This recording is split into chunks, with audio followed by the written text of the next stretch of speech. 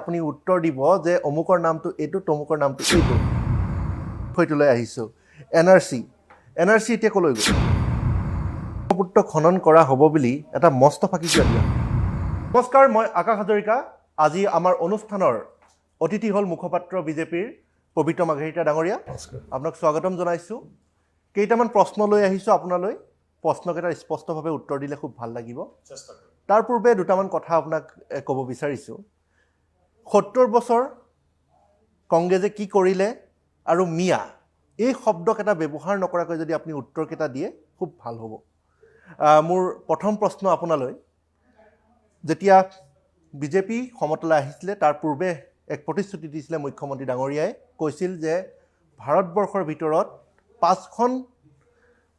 প্ৰগতি ৰাজ্য ৫খন উন্নত ৰাজ্যৰ ভিতৰত অসমক প্ৰতিষ্ঠিত কৰিব বৰ্তমান অসম কিমান নম্বৰত আছে চাওক ৰাজনৈতিকভাৱে আমি অসমক আগুৱাই নিয়াত যথেষ্ট ৰাজনৈতিকভাৱে ক'বলৈ হ'লে আমি যথেষ্ট আগুৱাই আছোঁ বুলি ক'ম আৰু বিভিন্ন বেচৰকাৰী সংস্থাই ইতিমধ্যে বিভিন্ন ধৰণৰ সমীক্ষা কৰিছে আপোনালোকে দেখিছে তাত সদ্য ঘোষিত এক সমীক্ষাটো দেখিছোঁ খুব উন্নয়নশীল যি ৰাজ্য আছে তাৰ ভিতৰত আমি অন্যতম শীৰ্ষত আছোঁ গতিকে মই কৈছোঁ ১৭ নম্বৰত আছে নহয় আপোনাৰ বিভিন্ন সমীক্ষা এতিয়া আপোনাৰ চেনেলৰ চাওক এতিয়া আপোনাৰ চেনেলৰ যদি সমীক্ষা হয় আপোনাৰ চেনেলে মোক ২০ দিব পাৰে কোনোবা এটা বেলেগ চেনেলে ৩ দিব পাৰে গতিকে কোনে কেনেকৈ চাইছে সেইটোৰ ওপৰত নিৰ্ভৰ কৰিব এই সমীক্ষাটো কেনেকৈ গৈছে এতিয়া যদি কোনোবাই কয় ক'ভিডৰ ক্ষেত্ৰত ক'ভিড নিয়ন্ত্ৰণৰ ক্ষেত্ৰত অসমৰ স্থিতি কেনেকুৱা আপুনি ২০ ক'ব পাৰে কিন্তু বিভিন্ন চৰকাৰী সংস্থা আনকি কেৰেলাক যি সংবাদ মাধ্যমে আদৰ্শ বুলি কয় কেৰেলাত সিদিনাখন ট্ৰেণ্ড হ'ল যে Assam model is the best গতিকে আমি শীৰ্ষ ৩ত আছোঁ আপুনি যদি কয় ৰাস্তা পদূলিৰ ক্ষেত্ৰত আমি ২৬,০০০ কিলোমিটাৰ মাত্ৰ ৬০ মাহত নিৰ্মাণ কৰিলোঁ গতিকে সেইটো ক্ষেত্ৰত আমি টপ 3ত আহিম গতিকে কোনটো দৃষ্টিৰে চাইছে আপুনি এতিয়া ল'ৰাটো পঢ়া শুনাত কেনেকৈ কৈছে তাৰ পৰিৱৰ্তে অংকত কিমান পাইছে ইংৰাজীত কিমান পাইছে অসমীয়াত কিমান পাইছে বুলি যদি কয় কোনোবা এটা বিষয়ত হয়তো আমি মাৰ্কছ কম পাব পাৰোঁ কিন্তু সামগ্ৰিকভাৱে আমি প্ৰথম বিভাগত আছোঁ বিষয়টো সেইকাৰণে মই পূৰ্বতে কৈছিলোঁ বিজেপিৰ এটা কথা যদি সোধে আপোনাৰ নামটো কি তেতিয়া আপুনি উত্তৰ দিব যে অমুকৰ নামটো এইটো তমুকৰ নামটো এইটো কথাসমূহ পাক লগাই প্ৰকৃত উত্তৰটো নিদিয়ে আপুনি ফোন ১৭ নম্বৰত আছে আপুনি যিকোনো বেলেগত চাওক বেলেগত পাব আপুনি গতিকে আপোনাৰ তালিকাখন পৃথিৱীৰ শেষ বেদবাক্য বুলি মই ডি টিভিৰ সাংবাদিকে এখন লিষ্ট আনিছে সেইখন বেদবাক্য এইখন একেবাৰে শেষ সেই সত্যটোতো মই ভাৰতীয় জনতা পাৰ্টীৰ কাৰ্যকৰ্তা মানি নল'ম আপুনি বেয়া নাপাব বিষয়টোলৈ আহিছোঁ এনআৰচি এতিয়া ক'লৈ গ'ল এনআৰচিৰ কথাটো হ'ল মহামান্য উচ্চতম ন্যায়ালয়ত আছে গতিকে এজন সংবিধান শ্ৰদ্ধা কৰা নাগৰিক হিচাপে এনআৰচিটোক মই ৰাজনৈতিক এটা প্ৰশ্নোত্তৰৰ সিদ্ধান্ত আনিব নহয় মহামান্য আদালতক ডি চেনেলে কিবা ক'ব পাৰে মই নোৱাৰো ক'ব মহামান্য আদালতত বিচাৰাধীন এটা বস্তু যি সম্পূৰ্ণৰূপে তেখেতসকলৰ নিয়ন্ত্ৰণত আছে পৰ্যবেক্ষণত আছে যি এনআৰচিৰ কাৰণে অসম চৰকাৰে সম্পূৰ্ণ কষ্ট কৰিছিল ৫৫,০০০ চাকৰিয়াল ইয়াত সম্পূৰ্ণ সততাৰে নিয়োজিত হৈছিল কিন্তু নিৰ্দিষ্ট ব্যক্তি বা কিছু কৰ্মপন্থাৰ কাৰণে কি হ'ল সেইটো সকলোৱে জানে আমি শুনক আপোনালোকৰ বেয়া নালাগেনে এনেকুৱা বৰ্ম ফাঁকি দিবলৈ এনআৰচিৰ বিষয় বাংলাদেশৰ বিষয় লৈ পেলাই আপোনালোকে অসমীয়া লোকসকলক আৱেগিক কৰি বিগত ৫ বছৰ আপোনালোকে শাসন কৰিলে এই এনআৰচিৰ বিষয়টো এতিয়া কিয় গাপ দিয়াৰ চেষ্টা এনআৰচিখন আপুনি জানেনে এজন সচেতন সাংবাদিক হিচাপে যে সেই এনআৰচিখন মহামান্য সুপ্ৰিম কোৰ্টৰ বিচাৰাধীন আৰু নিয়ন্ত্ৰণাধীন বস্তু বুলি আপুনি জানে নাজানে ৰঞ্জন গগৈ ডাঙৰীয়াই কি কৈছে মুঠতে সুপ্ৰিম কোৰ্টৰ বিচাৰাধীন বস্তু এটাৰ ওপৰত আপোনালোকে ক'ব পাৰে কিন্তু এজন ভাৰতীয় নাগৰিকে সুপ্ৰিম কোৰ্টৰ ওপৰত কোনো এক্সপাৰ্ট কমেণ্ট দিয়াৰ ধৃষ্টতা মোৰ নাই সুপ্ৰিম কোৰ্টৰ বিষয়ত আপুনি কেনেকৈ কৈ আছে এটা মই নাজানো এইটো ইণ্টাৰভিউ পিছত কাটি দিয়ে নে আপুনি ৰাখি থয় কিন্তু সুপ্ৰিম কোৰ্টৰ বিষয়ে এজন সাংবাদিকে সুপ্ৰিম কোৰ্টৰ ওপৰত এক্সপাৰ্ট সুপ্ৰিম কোৰ্টত আমি আবেদন জনাব পাৰোঁ আমি আবেদন জনাইছোঁ যে যি সীমান্তৱৰ্তী জিলাকেইখন আছে সেই সীমান্তৱৰ্তী জিলাকেইখনত number of aliens or immigrants should be in higher number কিন্তু তাত কম আছে গতিকে ২০% পুনৰীক্ষণ হওক অন্যান্য জিলাত ১০% পুনৰীক্ষণ হওক সেই আবেদন জনাইছোঁ বুলি ভাৰতৰ প্ৰত্যেকজন নাগৰিকে জানে তাৰপিছত যদি সুপ্ৰিম কোৰ্টৰ ইংলিছত আপুনি কেৱল যায় মোৰ ইমান ধৃষ্টতা নাই ক্ষমা কৰিব নাই সুপ্ৰিম কোৰ্টৰ ওপৰত কোৱা কিন্তু মই এই বিষয়টো কৈছোঁ যে ৰঞ্জন গগৈ ডাঙৰীয়াৰ নেতৃত্বতে গোটেই বিষয়টো চলিছিলে তেওঁ কিয় ক'লে যে মহামান্য উচ্চতম ন্যায়ালয়ৰ মানুহে কি সন্মানীয় ন্যায়াধীশে কি কয় সেইটো মই নাজানো গতিকে ন্যায়ালয়ৰ বিচাৰাধীন বস্তু এটাত মই কমেণ্ট নিদিওঁ ৰাজনৈতিক লাভালাভৰ বাবে ভুল কথা কোৱাৰ ধৰ্ম আমাৰ নহয় আপোনালোকে উন্নয়নৰ কথা প্ৰগতিৰ কথা আৰু এনেধৰণৰ প্ৰতিশ্ৰুতিসমূহৰ কথা যেতিয়া আপোনাক আওৰাই দিয়া হয় তেতিয়া পাকে পোকাৰে বিষয়টোৰ পৰা আঁতৰি যায় এইটো পুৰণা স্বভাৱ মই তৃতীয় বিষয়লৈ আহিছোঁ নিবনুৱা সমস্যা কিমান সংস্থাপন দিলে 5 লাখ নিবনুৱা সংস্থাপন দিয়াৰ প্ৰতিশ্ৰুতি দিছিলে আজিৰ তাৰিখত 3 লাখ চাকৰি চৰকাৰী চাকৰি 3 লাখ সকলো ডিপাৰ্টমেণ্টত গোটেইসমূহ ডিপাৰ্টমেণ্টত খালী হৈ আছে সঠিক হিচাপটো মই নাজানো এইটো আপুনি ক'ত পাইছে নাজানো মই কিন্তু এটা কথা হ'ল কি এতিয়া আপুনি বা মই নিবনুৱা হয় নে নহয় সেই পৰিভাষাটো আপুনি যদি চৰকাৰী চাকৰিয়াল কৰাখিনিহে আপুনি সম্পূৰ্ণৰূপে তেওঁলোকে সংস্থাপিত বুলি ভাবে তেতিয়াহ'লে আপোনাৰ আৰু মোৰ নিবনুৱা পৰিভাষাটো বেলেগ এতিয়া সিদিনাখন 2 লাখ অসমৰ যুৱতীক 50,000 টকাকৈ স্বনিয়োজনৰ বাবে দিয়া হৈছে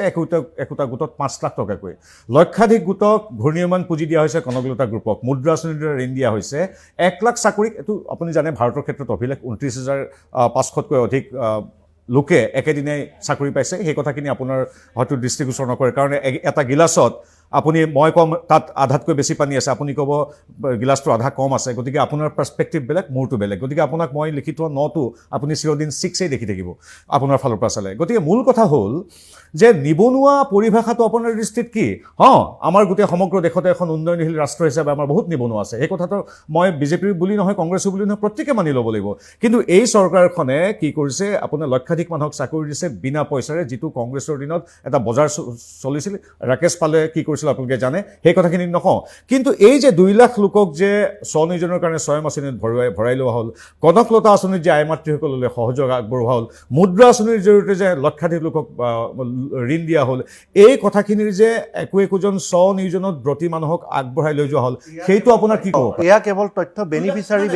দিয়া হৈছে নাই আপুনি এইটো কওক স্বয়ং আঁচনিৰ বিষয়ে আপুনি শুনিছে নাই স্বয়ং আঁচনি যে সম্পূৰ্ণ জনসভাত 10,000 20,000 মানুহৰ সন্মুখত যে শ্ৰদ্ধা সহকাৰে যে নতুন যুৱকক নিবনুৱা সমস্যা সমাধান হৈ গ'ল তেতিয়া অসমত এতিয়া নিবনুৱা সমস্যা নাই আপোনালোকৰ কথাটো কি জানে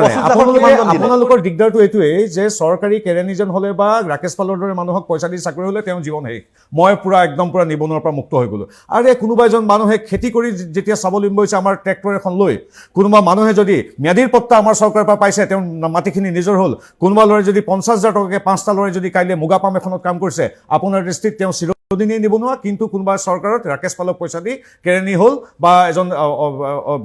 এডমিনিষ্ট্ৰেটিভ অফিচত নিবনুৱা সমস্যা সেই পৰিভাষাত আমি নাই নিবনুৱা সমস্যা চৰকাৰী চাকৰি পাব লাগিব ইণ্ডাষ্ট্ৰি আহিব ইণ্ডাষ্ট্ৰিটো চাকৰি পাব লাগিব আৰু স্বনিয়োজনেৰে তেওঁ খেতিয়ে কৰক বা দোকানী দিয়ক বা গেলামাল দোকানী দিয়ক প্ৰত্যেকটো নিয়োগ আমাৰ বাবে শ্ৰদ্ধেয় গেলামাল দোকানীজনকো আমি এজন চৰকাৰী চাকৰিয়াৰ দৰে সন্মান লাখ ৰেজিষ্টাৰ্ড নিবনুৱা আছে অসমত যিটো 26 লাখ আছিলে আপোনালোক চৰকাৰ অহাৰ পূৰ্বে সেইটো বিষয়ে আৰু বিশেষ কথা নাপাতো এপতকৈ অসমৰ সম্পদ কিয় বেচিব লৈছে এইখন চৰকাৰে মইতো দেখা নাই বেচাৰ কথাটো আপুনি ক্লিয়াৰলি কওক এতিয়া আপুনি এতিয়া অখিল গগৈৰ লেংগুৱেজ ক'লে মই কেনেকৈ